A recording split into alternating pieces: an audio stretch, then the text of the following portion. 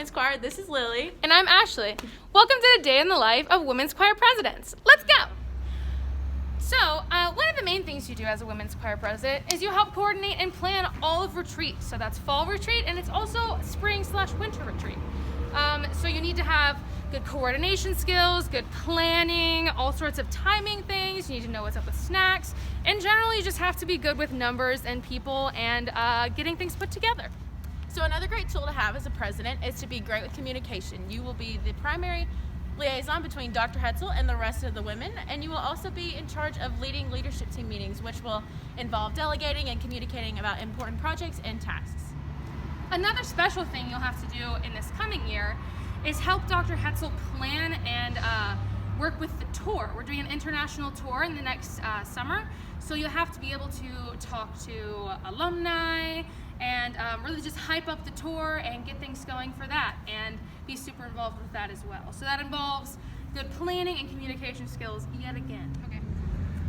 So to summarize, you need to be great with communication, quick to respond to emails, up for just about anything, have great attendance, and love women's choir. That's basically the recipe for success, and don't forget to don't discredit yourself if you're not studying music or anything like that. Everyone's capable. If you have the heart for women's choir and you want to serve, absolutely go for it. Ashley and Lily, we out.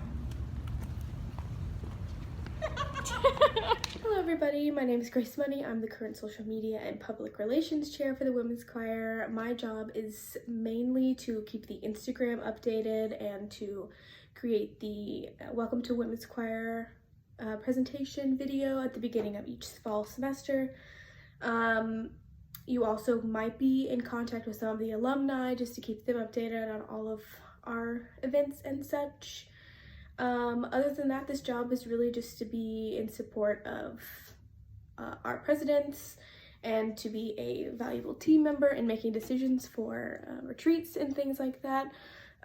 Also, you don't have to have a nice camera for this role, but you will have to have something you can take pictures on, like your phone, just so you can have those for your posts. Hi UKWC, my name is Caitlin Flynn, and as you know, I'm your choral librarian, and this is basically a short little video of what does the choral librarian do for UK choirs. Let me tell you. First and foremost, you are in charge of all of this. If a new octavo comes in, or even if it's a photocopy from IMSLP, whatever it may be, you are in charge of numbering and stamping those pieces of music. You are also the liaison between the TA or the conductor of the ensemble and the students. So if the director decides that morning, hey, so-and-so, I need to make sure we have this piece with this many copies for rehearsal today, can you do that? You're very prompt about it.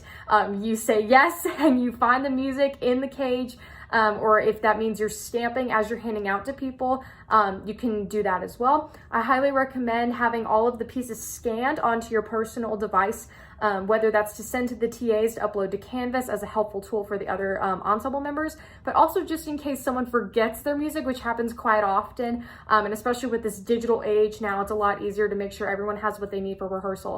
So making sure that you have all the pieces scanned, also having a couple extra copies of pieces of music in case someone leaves theirs in their car, at home, you know, whatever the case may be. Also, if we have any guest conductors, guest clinicians, any shadow students, any doctoral candidates, any visitors, that they have music and that they are welcome within the ensemble. This also means on the first day of class and whenever we begin a new set of music for the next concert, capture, whatever it may look like in the fall, you're very prompt and organized. That's a huge part of this, is making sure you are organized and knowing where things are and being ready to run back and forth to the cage or to ask any and all questions about where music is. And sometimes you might just have to get your hands dirty and dig in the cage for music. Sometimes it kind of sneaks into little nooks and crannies in there, but it is such a good experience, and I highly recommend being the librarian, whether that if it's just for UKWC or if you have the opportunity to be the librarian for multiple ensembles. It is such a great job, and I hope you are very much interested, and if you have any questions, do not hesitate to ask. Thanks. Hi, I'm Katie. And I'm Jessica. And we're your wardrobe queens. So, we're just kind of here to tell you a little bit about what you're signing up for if you're interested in becoming wardrobe queens for next year. So primarily the thing that we mostly deal with is getting blazers for UKWC. So we help the TAs with the order for that. We show you guys how to measure yourselves, or we would normally measure you all ourselves in a non-COVID year, but this year was a little unprecedented, so you guys measured your own selves. And we just helped assist that. We work with, once the blazers come in, we have to make sure that they all fit correctly. We work with like returns, and we're very like hand in hand with the TAs on everything that has to do with blazers. Yes, and in addition to that, we are the people who make sure that everybody looks good at concerts, that everybody has the right attire, that there are extra, like we had dresses and extra blazers on hand in case anybody was missing anything. We made sure that those things were in line, pearls for if we do wear pearls. And then also typically we work and we do the t-shirts. This year the presidents did them just because of how things worked out, but typically the wardrobe queens do the t-shirts. You're the one responsible coming up with the design, the color, which this year we got pink, very exciting. And you're in charge of helping Lori with the money and the purchases and facilitating that as well.